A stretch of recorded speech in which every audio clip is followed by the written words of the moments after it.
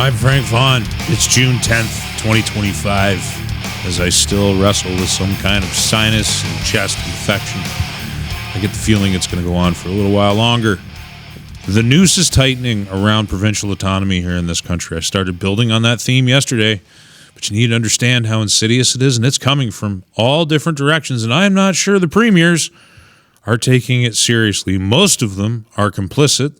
Some might just be lacking in bravery. One, at least, seems to be signaling things the right way. We're talking about Trojan horse bills, whose entire objective is to undermine provincial power within this country.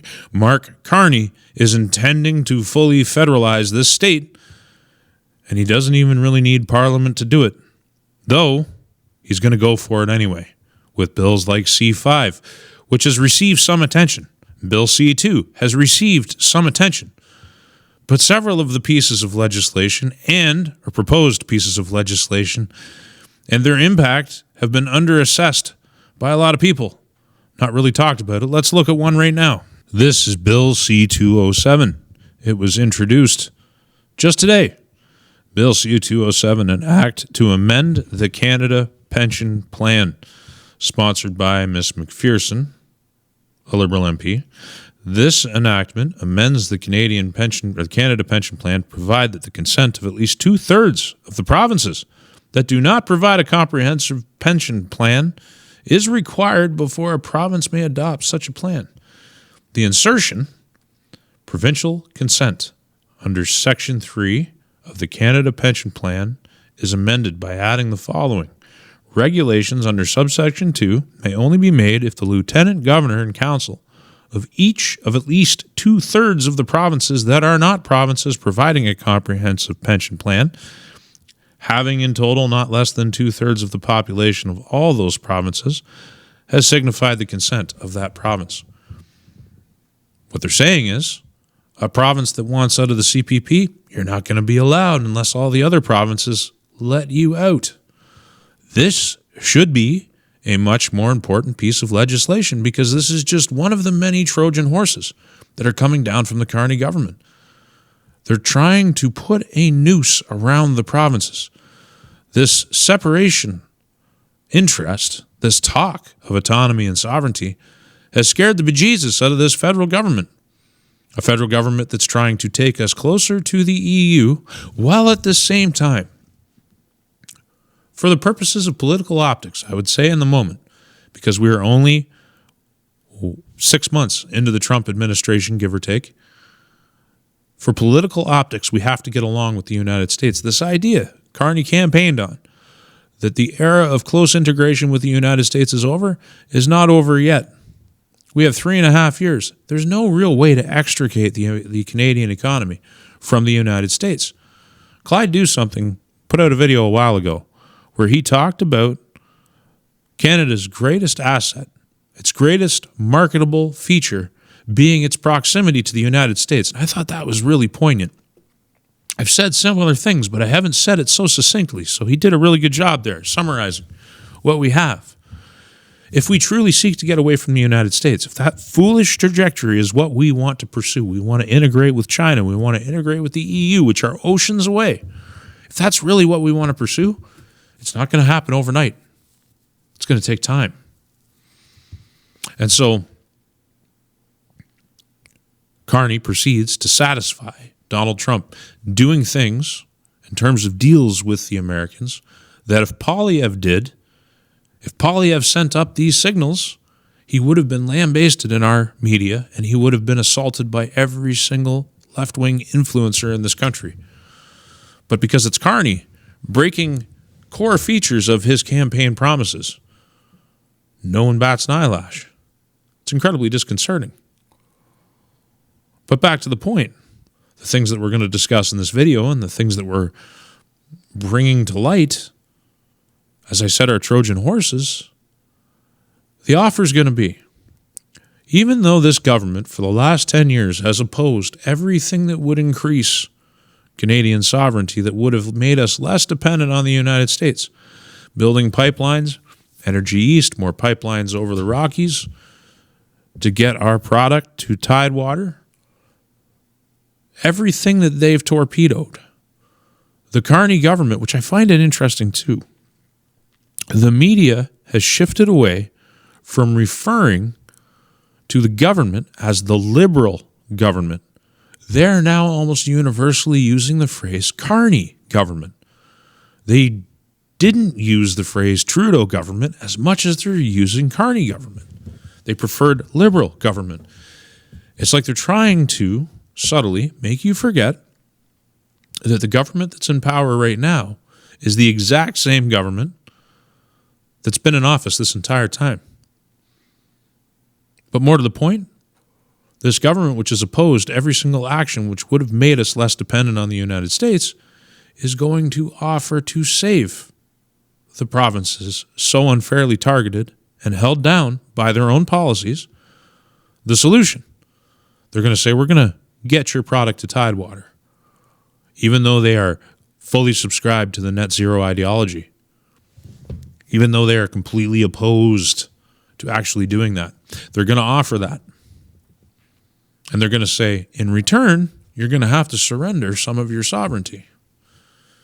It's kind of like a play on the whole trading freedom for safety.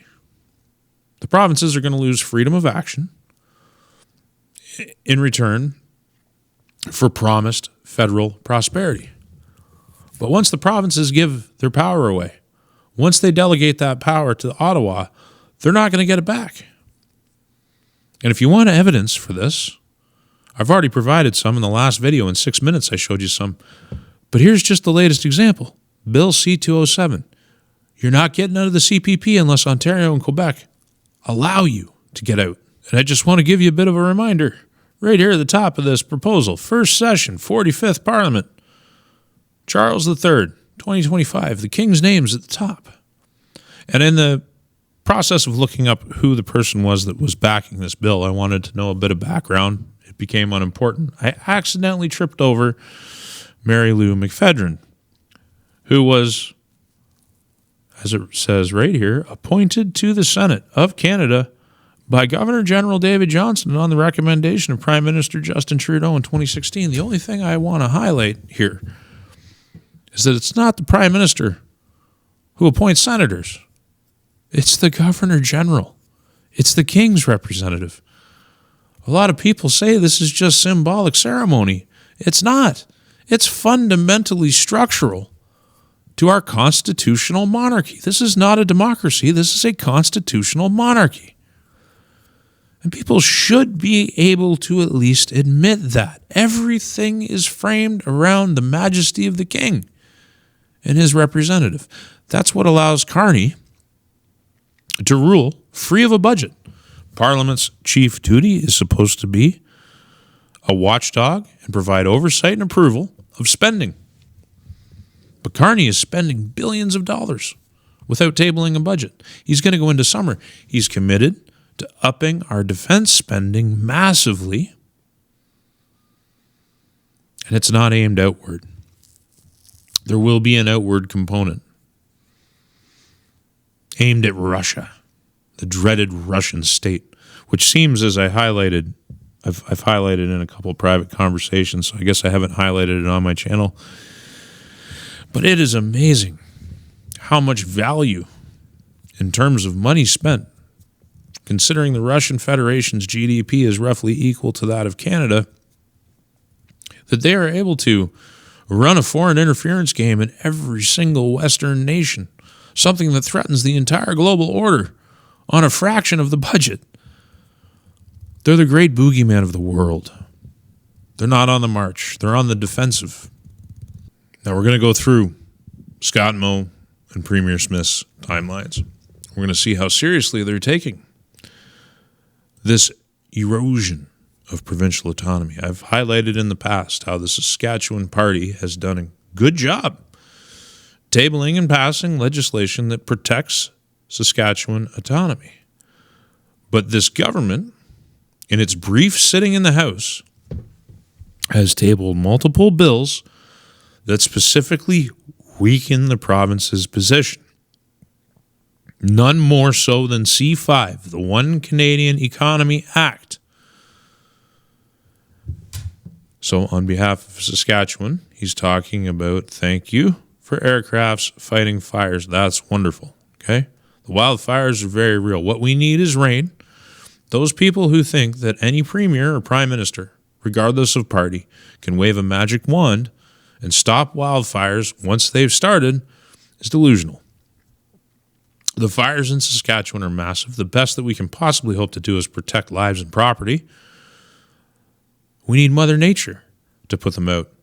And we need more preventative forest management policies if we're going to do anything about it. You either have to remove the deadfall and the deadwood, or you have to burn it in controlled burns. And you have to do so in a procedurally consistent way.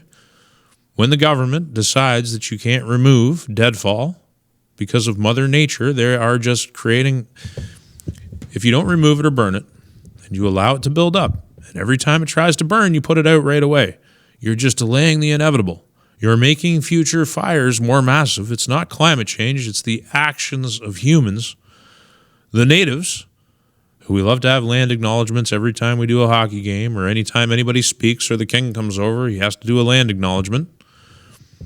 The natives who lived here before did a lot of burning.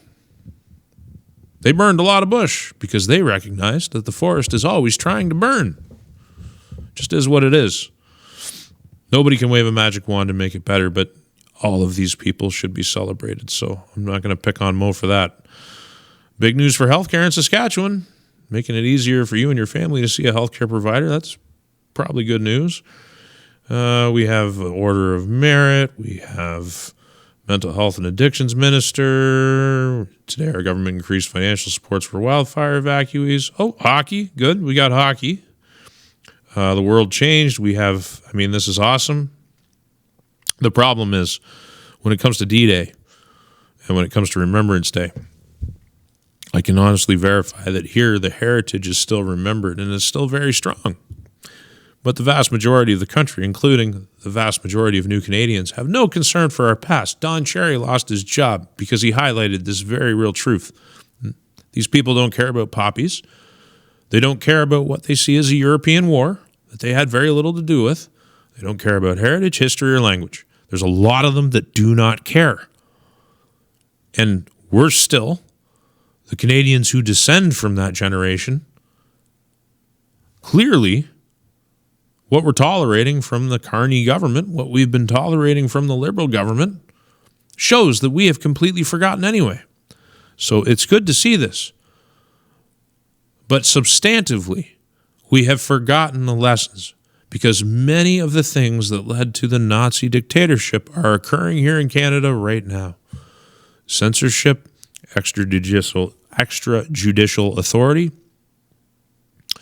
the Carney government deciding it wants to rely on dictators and despots and an anti-freedom EU more than we want to rely on the United States, governing by edict through orders in council, riding roughshod over the decentralized elements of our government to create a one Canadian economy. Some of the rhetoric matches up very close with one man with a mustache. We're growing. Yay. We got football, SaskTel coverage, freeze waves. Here we go. First thing, June 5th. It's now the 10th. And you've seen that bills have been introduced in the House of Commons and the Senate that directly threaten the province. But Scott Moe's not tweeting about that. Earlier this week, I joined Ontario Premier Doug Ford in signing an agreement to remove trade barriers between Saskatchewan and Ontario. Doug Ford is not our friend. Doug Ford is Carney's friend. This is a really bad look for Scott Moe. Strengthening labor mobility, supporting direct-to-consumer alcohol sales, and helping to unlock billions in economic potential across Canada. This is integrating with Canada, with Doug Ford, a known bad actor, and celebrating it.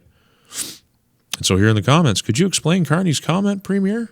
The movement of people, does this include more immigration? One economy, not 13? What does this mean?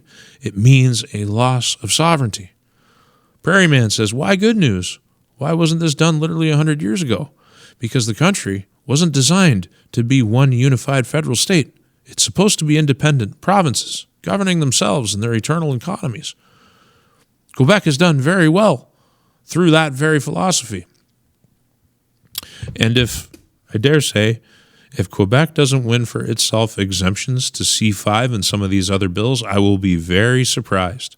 I don't think they have any chance of success because Quebec is the bulwark when it comes to the provinces having power and not the federal government. The problem is Quebec only cares about Quebec. They couldn't give a damn about Alberta and Saskatchewan being able to deploy the exact same powers and principles. And it sucks. Quebec doesn't have the big vision.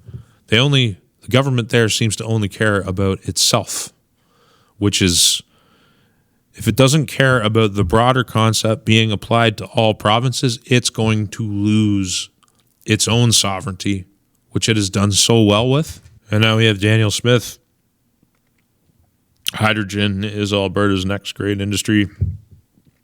Getting a little dust on the boots and meeting Albertans, nothing better. Outstanding, sure. Beautiful weekend in Brooks. It's interesting because when I talk to people in Brooks, the problems of mass immigration have definitely affected Brooks, but we're not talking about that. We got hockey. Absolutely right, Brian Jean. If Ottawa won't act, Alberta will. We're standing up for our economy, our workers, and our future, no matter what the feds try to throw at us.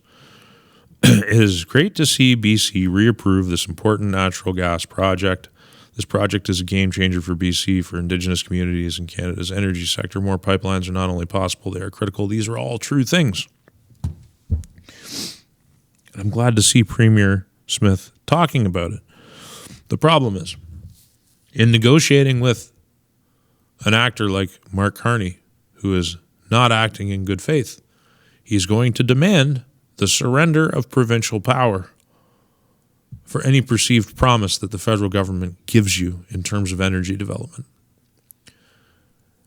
And they'll back out. They're committed to the destruction of the energy sector in this country. It's in his book. If only people would read it. It's part of their policy. It's the same government from the last 10 years. And we think because they swapped the village clown, Justin Trudeau, for somebody who's actually... Here's the problem. Justin Trudeau was good at doing what he was told. He was what you call a useful idiot. He was led around by his nose. And he mismanaged things. He made a mockery of the office, but Canadians just loved his hairdo and his soft, effeminate voice. But even they eventually tired of him and could see how toxic he was, so they swapped a glorified foreigner, Mark Carney, who hasn't even lived here, probably doesn't pay taxes here, likely pays taxes in Bermuda, had a New York apartment, gave interviews in the European Union where he identified as anything but Canadian. He's come in here. Now, respect and admiration are two different things. I have a lot of respect for Mark Carney. I have a lot of respect for any man who is a capable enemy. I think it's a baseline for effective opposition. Mark's not a stupid man. He's the guy that was advising Trudeau, leading him along by his nose. But now he's here to take the reins himself. When he shooed away Melanie Jolie in the House of Commons, when he has given us glimmers of his actual personality, he has shown us that he is here to rule.